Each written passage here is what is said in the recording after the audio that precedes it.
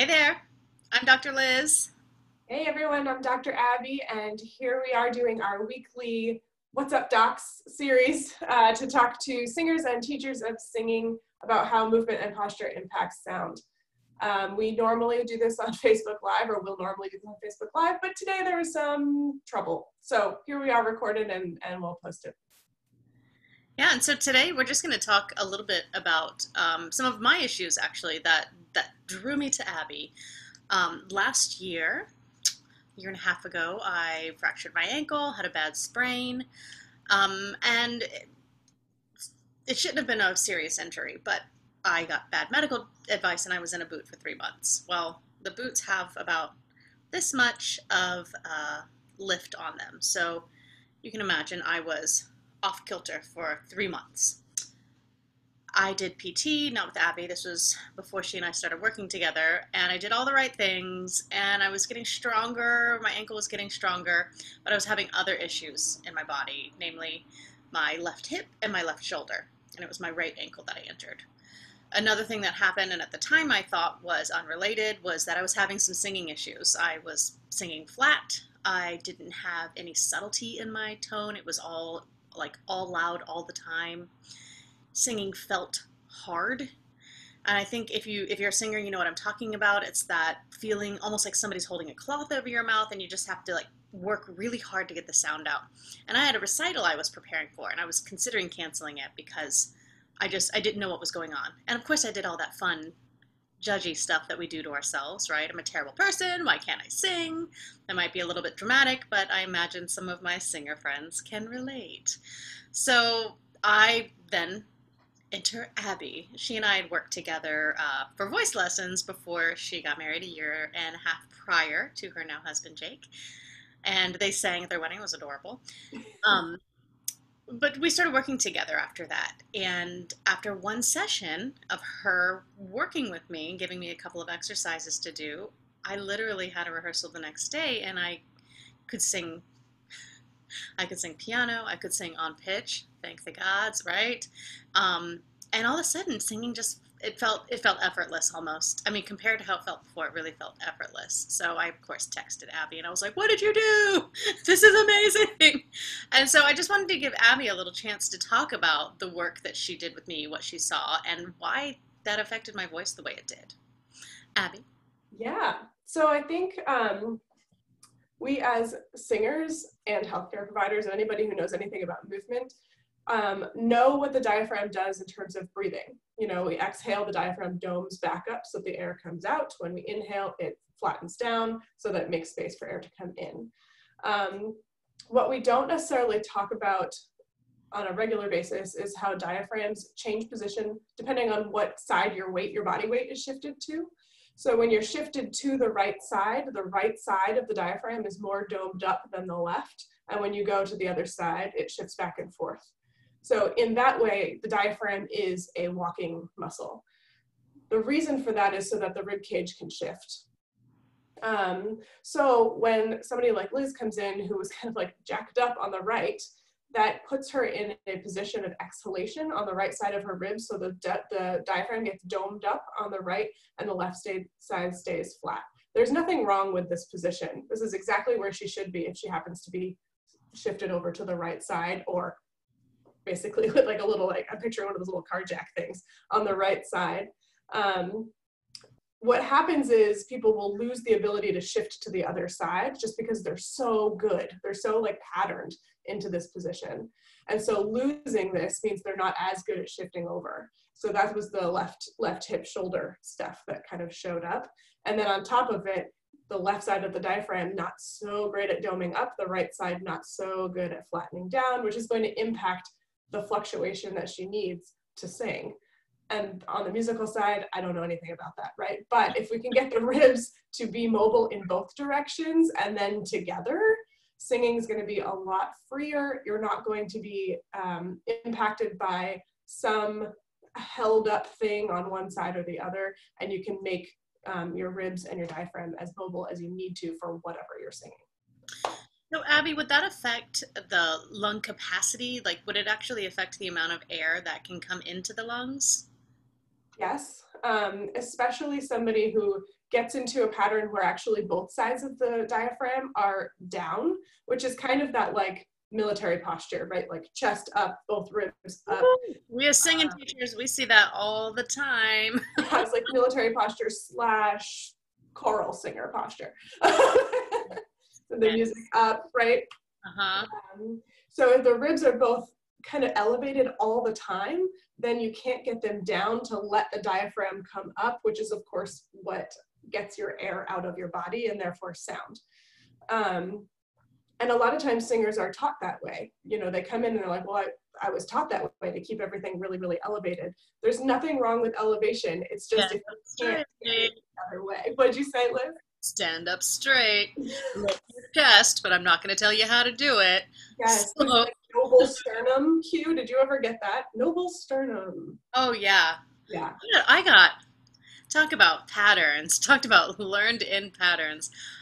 I was a mess before I started doing my Alexander technique in my doctoral work. Um, that was really a lifesaver for me. That was another one of those aha moments where my fabulous teacher, Dr. Sean Copeland, identified some of these patterns, and it was another, like, literally within a week I was singing over an orchestra, whereas the week before everything felt like a struggle. Well, But yeah. anyway, I digress. Oh yeah. So it can affect the amount of air that we can take in, and it certainly, if it's stuck in a certain position, it certainly affects our control over the exhalation, which we need as singers, right? We need a certain amount of control for that consistent flow of air for our tone. So Right. yeah, that explains why I had no subtlety. I had to push just to make sound, right? That's ugh. It was Right. frustrating. Yeah. I tend to really like to talk to people about thinking about their ribs as joints, because there are joints like that attached to that your ribs attached to, right? That need to both expand and contract. And then in everyday living, you need to be somewhere in the middle. If you're at the end in either direction, you're going to be very, very limited. So starting somewhere neutral, or neutral, I hate that term, but somewhere in the middle where you've got room on either side frees you up to make whatever choices you want musically. So, what did you do with me that made such a big difference? Because it was seriously, y'all, it was like night and day. Even my pianist, the fabulous Stephen Luxon, he was like, "Wow, you're really sounding good today," and I was like, "Whoa, this is amazing!" So, what did you do? Yeah, so for Liz, I basically exaggerated the opposite pattern. So here she was in this domed up right, flattened down left, which looks like compressed right side, open left side if you're looking at the front of the rib cage.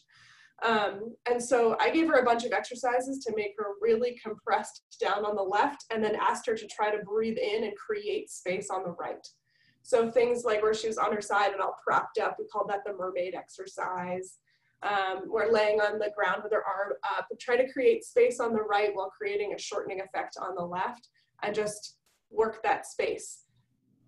Of course, when I was treating her, it was more about the ankle and hip. So we weren't necessarily talking about air for singing. I was talking about it from a standpoint of, you're over here all the time and you don't know how to shift onto your left hip and shoulder to walk to the other side. So let's let the rib cage do this so that your hip can glide over there and you're not having to like Leaning Tower of Pizza, I said pizza over the left foot. So being able to let go of this right and shift to the left allowed her to go over her hip and her shoulder without asking it to work so hard. It also happened to free up a diaphragm pattern that we kind of knew was there, but we didn't know if it was going to impact her singing immediately. And thank goodness it did. Yeah, thank goodness it did, because I had Yeah. a recital and that was a struggle. Um, what was interesting about the process for me is, as somebody that is versed in Alexander technique and body mapping, I'm not a technician, like I'm not an Alexander technique teacher, but I have been studying it for years and years. I could look at myself in the mirror and say, I look like I'm standing well. And and I wasn't, but I couldn't see it. There was so much more going on that I couldn't see. The thing that Abby had me do, and just in general, that made such a big difference in the short term, it was not a long term fix, but a short term kind of switching of the patterns, was put all my weight on my left hip and kind of almost twist when I was standing. And what was fascinating about this was that I felt like I was like,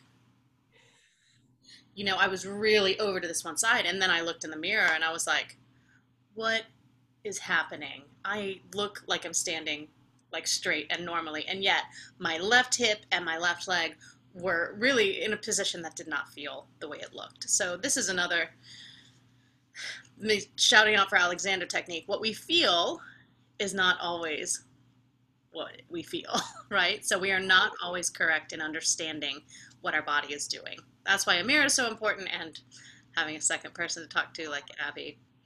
Have you experienced anything like this with other singers, Abby? Yes. Or instrumentalists? Because I know you work with some flute players too, right? Yep. Yeah, a whole bunch of different musicians. I mean, honestly, like violinists, flautists, those are some Yeah. cool musicians to work with because there's some eye things happening too. We can go through that in a different day, which is really fun. But yes, in terms of with singers, it's fun to have people come in, sing, which is fun for me to listen to, but then work on singing drills or even like singing a song that people know really well in positions that are different. So like maybe laying on your back with your feet up, or I'm over here like holding someone's pelvis and going, okay, now sing, and just trying to introduce the musical patterns that you have into the postural patterns that I want to develop, because we get a lot of positive reinforcement from sounding good, feeling free in the musicality. All of these things about music make us want to practice. It's not like people get up in the morning and go, I can't wait to practice shifting into my left hip. Like, that's not interesting, right? It is interesting to me. but a singer's not going to be like, woohoo hips, right?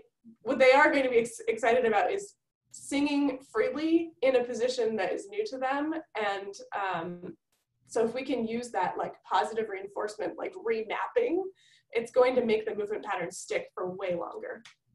Yeah, well, yeah, and we're going to be motivated. Like you said, like that's exactly right. Yeah. Okay. All of this said, I do all of these things, and Liz calls me out every week during our voice lessons. Having other people more than to see it in ourselves. Great. This is why teachers are important. Teachers and medical practitioners. Um, yeah, so thank you for describing that.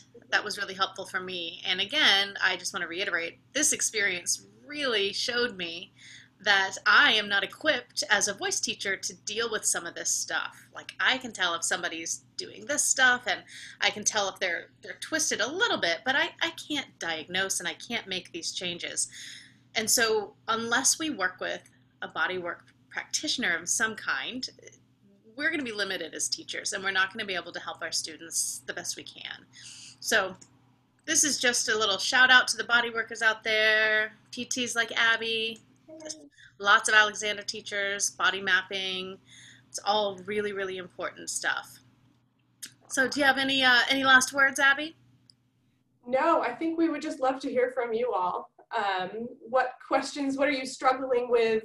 If you're a singing teacher, what are you seeing your students struggle with that you're just like not cracking? And if Liz and I can combine our powers and help you, we would love to. That's right. We need a little like Captain Planet moment. So please email us. You can send us messages either on Facebook or Instagram. At Instagram, I'm at Forte Performance PT. Liz is Fraser Voice Studio.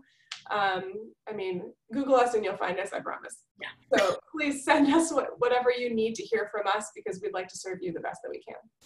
Yeah. All right. Have a great week. Remember, this week is the NATS National Conference, so we will be back at our new regular time of Wednesdays at 9:30. So a week from Wednesday at 9:30. So don't worry, you've got 9 days to get your questions in. All right. Have a good week.